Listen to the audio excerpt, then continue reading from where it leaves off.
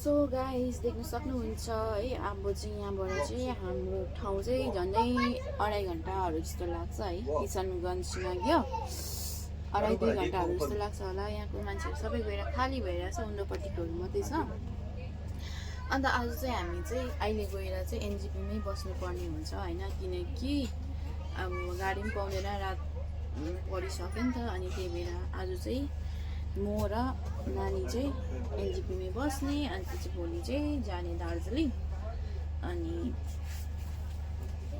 अगाडिको अब नजाराहरू म देखाउँदै गर्छु हजुरहरूलाई है, एनजेपीको दार्जिलिङको भन्दै।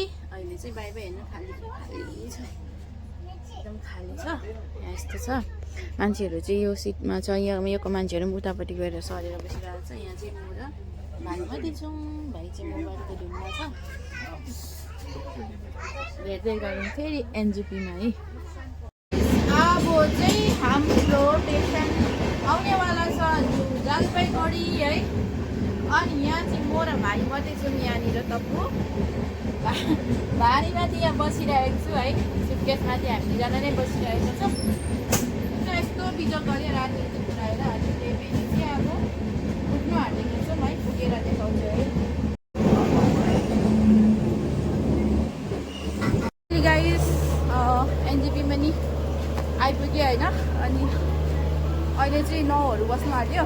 रातिको ल्यायो भने पुरा अब हुन्छ नि, गाह्रो हुन्छ, किनकि होटेल लिएर बस्नुपर्छ। अनि त्यही भएर एउटा हाटमा सुटकेस छ होइन, अनि एउटा हाटले चाहिँ म भिडियो गरिरहेको छु। अब भोलि बिहान चाहिँ घर जानुपर्छ होला। आज चाहिँ अब यतै होटेलहरू लिएर बस्नुपर्छ भनेर चाहिँ एनजेपी स्टेसन चाहिँ यही हो। सो गाइजहरू म चाहिँ यहाँनिर एनजेपीको गुरुङ होटेलमा आइसकेँ है। अन्त यहाँ अब खानासाना खाएर चाहिँ फेरि होटेल बुक गरेको छु। अन्त चाहिँ होटेलमा बसेर भोलि बिहान मात्रै जाने।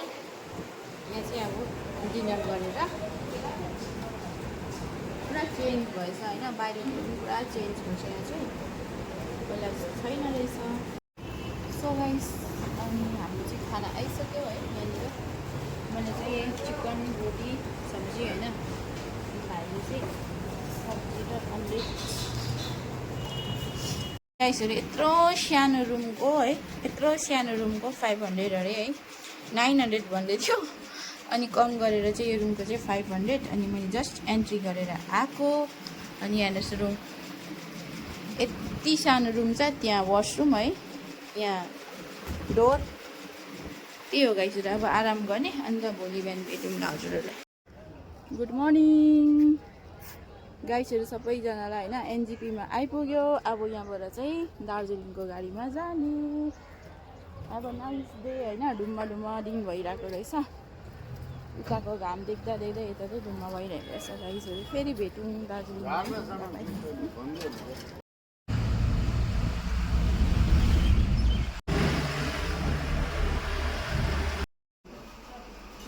गाइस हामी चाहिँ यहाँनिर खाजा खानुको लागि बाटोमा होइन, यहाँनिर निस्किरहेको चाहिँ मैले चाहिँ मोमो मगाएको छु 2टा, नानीलाई 2टा, मलाई 2टा जानु पर्छ। फाइनली गाइस खाजा पनि आइपुग्यो है। मोमो मगाएको थिएँ, तातो मोमो, चिकन मोमो। हजुरहरूलाई फर्स्ट बाइट।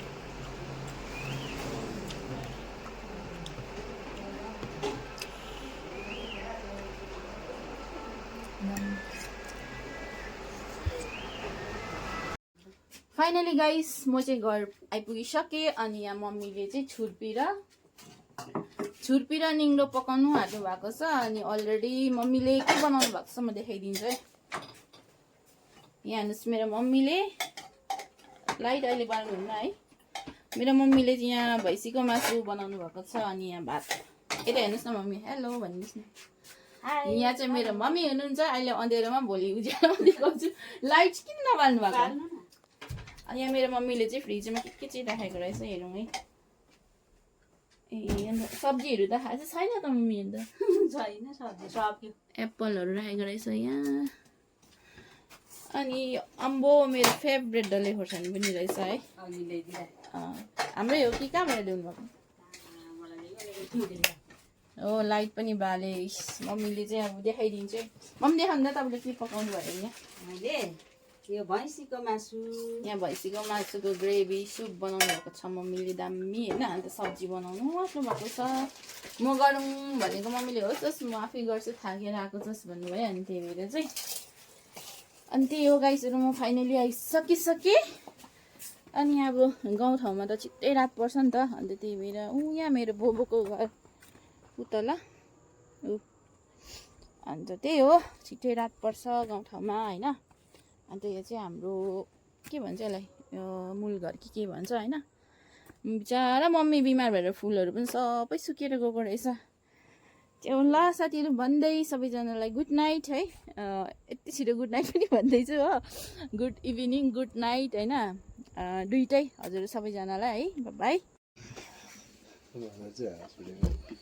ल मम्मीले नि यत्रो काँक्रा खाइसक्छु म सो गाइस अब चाहिँ म खाना खानु आँटेको है अनि कति साथीहरूले हिन्दीबाट पनि बनाऊ भन्नुभएको छ है तर म भोलि पर्सितिर बनाउँछु यो चाहिँ मेरो बफको सुप है अनि यो निङ्ग्रो र छुर्पी अनि हजुरहरूले देख्न सक्नुहुन्छ ग्रिन कलरको डल्ले खोर्सानी मेरो फेभरेट खाँदैछु है यो चाहिँ मेरो मम्मीले बनाउनु भएको खाएर देखाउँछु हजुरहरूलाई मम्मी पनि खानु बस्नुहोस् न मम्मी हजुर काँक्रा पनि खाने हो नि हेर्नुहोस् यस बस्तीको काँक्रा जस्तो हुन्छ है गाइसहरू अब यो निङ्ग्रो प्रकृतिलाई खानु न पिरो छैन नि पापा निङ्ग्रो त्यति कस्तो मिठो भएको छ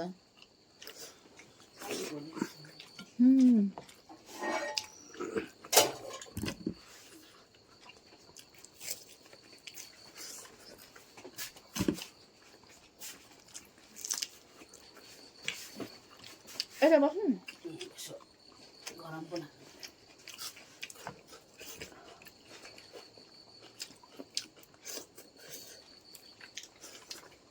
दामी भएको छ गाइस